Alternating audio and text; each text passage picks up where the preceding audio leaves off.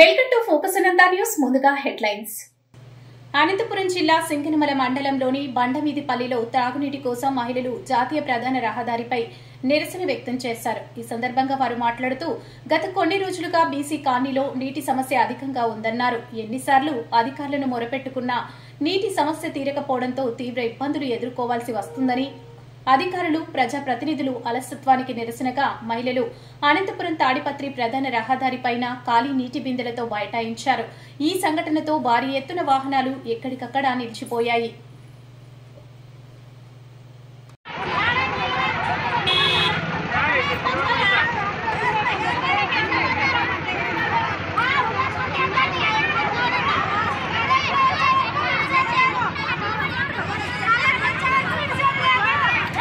ప్రస్తుత పరిస్థితుల్లో సైబర్ నేరాలు వేగంగా విస్తరిస్తూ ప్రజల్ని విపత్తులోకి నెట్టేస్తున్నాయని అనంతపురం జిల్లా ఎస్పీ జగదీష్ పేర్కొన్నారు. ఈ సందర్భంగా ఆయన మాట్లాడుతూ సాంకేతిక అభివృద్ధితో పాటు సైబర్ నేరగాళ్లు కూడా తమ నైపుణ్యాలను పెంచుకుంటున్నారన్నారు. ముఖ్యంగా బలహీనమైన పాస్వర్డ్లు, అవగాహన లేకుండా క్లిక్ చేసే లింక్స్, మీ వ్యక్తిగత వివరాలను పంచుకోవడం వంటి చర్యలు సైబర్ నేరగాళ్లకు సహకరిస్తున్నాయని అన్నారు. ఈ నేపథ్యంలో జిల్లాలోని ప్రజలు సైబర్ నేరాల బారిన పడకుండా నిరక్షరాస్యుల నుండి ఉన్నత చదువులు చదివిన వారి వరకు సైబర్ మోసాలపై అవగాహన తేవాలని సంకల్పించామన్నారు. సైబర్ సేఫ్ అనంతపురం కోసం సైబర్ సురక్ష మన భద్రత మన బాధ్యత కార్యక్రమాన్ని తీసుకొచ్చామన్నారు. సంబంధించి మనము తీసుకోవాల్సిన కొన్ని జాగ్రత్తలు. సో డిజిటల్ అరెస్ట్ సంబంధించి పోలీస్ అధికారులు లేదా ఇతర ఏ డిపార్ట్మెంట్ నుంచి అయినా వీడియో కాల్ ద్వారా, వాట్సాప్ ఉండొచ్చు, స్కైప్ ఉండొచ్చు, వివిధ వీడియో కాల్ మాధ్యమాల ద్వారా కాల్ చేసి సైబర్ డిజిటల్ అరెస్ట్ చేస్తున్నామని బెదిరించినప్పుడు మనము భయపడాల్సిన అవసరం లేదు. దగ్గర ఉన్న పోలీస్ స్టేషన్కి దయచేసి అప్రోచ్ కాండి. డిజిటల్ అరెస్ట్ అనేది ఏ చట్టంలో కూడా లేదు అనేది మీరు తెలుసుకోవాలి.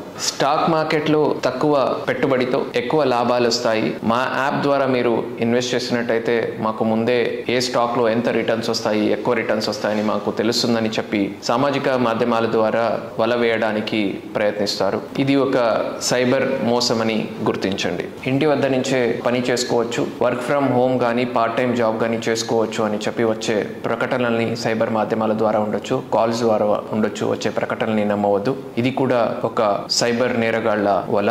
ఎప్పుడు కూడా జాబ్ ఇచ్చేవాళ్ళు ముందే ఇన్వెస్ట్మెంట్ చేయమని ఎప్పుడు కూడా అడగరు. సైబర్ నేరగాళ్లు ఇచ్చే కమిషన్ కి ఆశపడి మీ అకౌంట్స్ ని మ్యూల్ అకౌంట్స్ కింద వాళ్ళకి దయచేసి ఇవ్వకండి.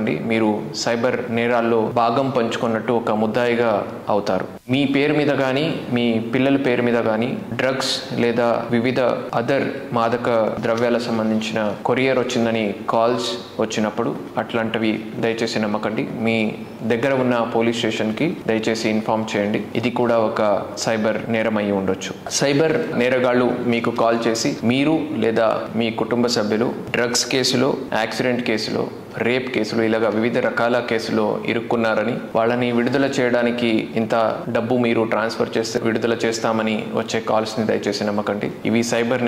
అనంతపురం జిల్లా సింగనమల నియోజకవర్గంలో గార్లదిన్నె మండల కేంద్రంలో ఉన్న ఏపీ మోడల్ స్కూల్లో శుక్రవారం నిర్వహించిన పాఠశాల విద్యార్థుల ఉచిత కంటి అద్దాల పంపిణీ కార్యక్రమంలో రాష్ట్ర ఆరోగ్యం, కుటుంబ సంక్షేమం, వైద్య, విద్యాశాఖ మంత్రి సత్యకుమార్ యాదవ్ పాల్గొన్నారు. ఈ కార్యక్రమంలో ఎమ్మెల్యే బండారు శ్రావణిశ్రీ, రాష్ట్ర ఆరోగ్య కుటుంబ సంక్షేమ శాఖ కమిషనర్ జి వీరాపాండియన్, జిల్లా collector doctor Vinod Kumar, assistant collector B Vinutha, MPP Venkata Narayana, DMHO doctor EB Devi, RDO Keshava Naidu, DEO Prasad Babu, Samagra Shiksha APC Shailaja, MPTC Rammohan Reddy, విద్యార్థులు, వైద్య ఆరోగ్య శాఖ సిబ్బంది తదితరులు పాల్గొన్నారు.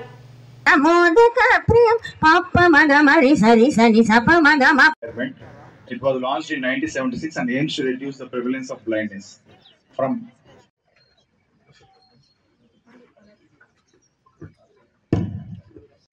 The government of AP has started the school children eye screening program from 1st August 2020.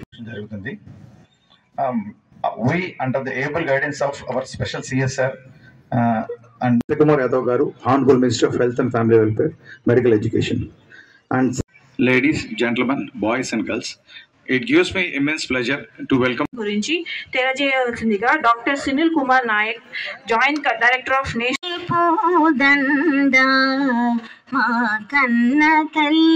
K Rammohan Reddy గారు, MPTC వారి స్టేజ్ పైకి రావాల్సిస్తున్నామండి. Thank you, Nata.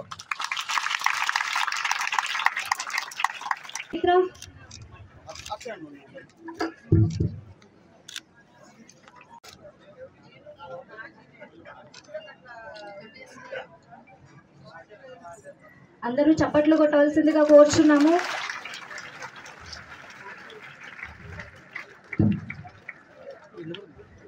సరిగా పెట్టుకోలేదు వచ్చిన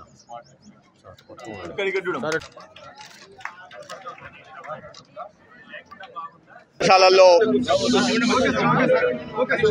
చదువుకుంటున్న విద్యార్థులకి కంటి చూపుకు సంబంధించిన సమస్యల మీద ఉచిత పరీక్షలు నిర్వహించి national programme for control of blindness and visual impairment కింద వారికి ఉన్న సమస్యను గుర్తించి తగు విధంగా ఉచిత కంటి అద్దాల పంపిణీ కానీ లేదా ఏదైనా రిఫ్రాక్టివ్ ఎర్రర్స్ ఉంటే దానికి సంబంధించిన సర్జరీ కానీ చేసే దిశగా పరీక్షలు నిర్వహించడం జరిగింది.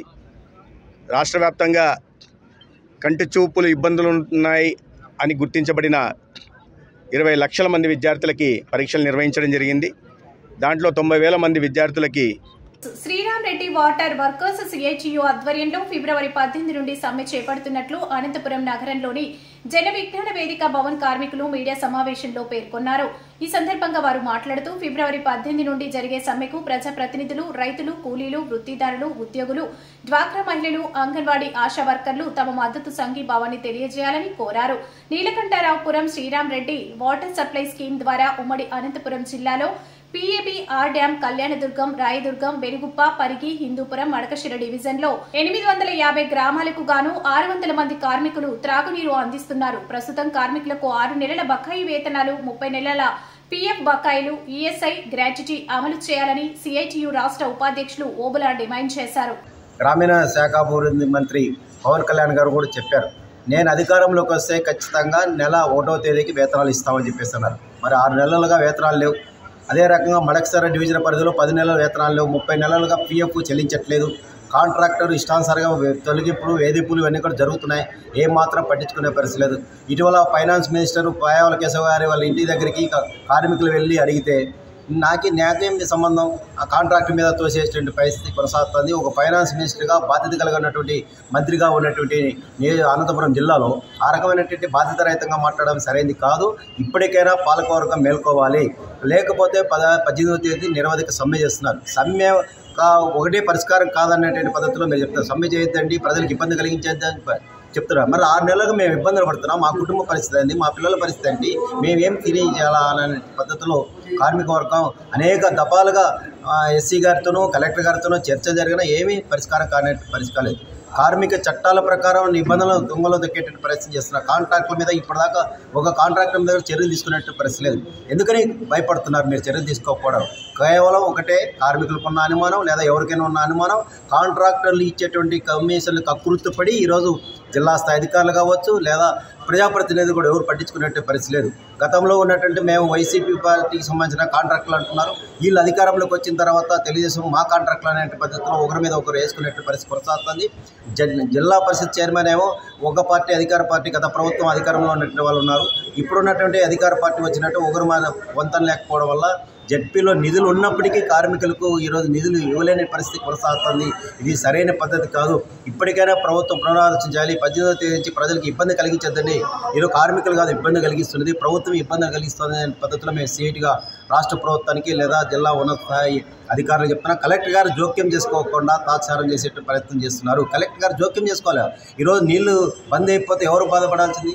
ప్రజలు బాధపడాల్సింది వస్తుంది, లేదా కార్మికులు ఈరోజు పసులు పడాల్సిన పరిస్థితి వస్తుంది. కలెక్టర్ గారు ఏమాత్రం జోక్యం చేసుకోకుండా కేవలం ఫోటోలకు ఫోజులు ఇచ్చేటువంటి ప్రయత్నం చేయాల్సిందా తప్ప, లేదా ఎమ్మెల్యేలు, ప్రజాప్రతినిధులు పంపులు లేదా డ్యాములు పరిశీలన చేస్తున్నారు తప్ప కార్మికుల గురించి మాట్లాడేటువంటి పరిస్థితి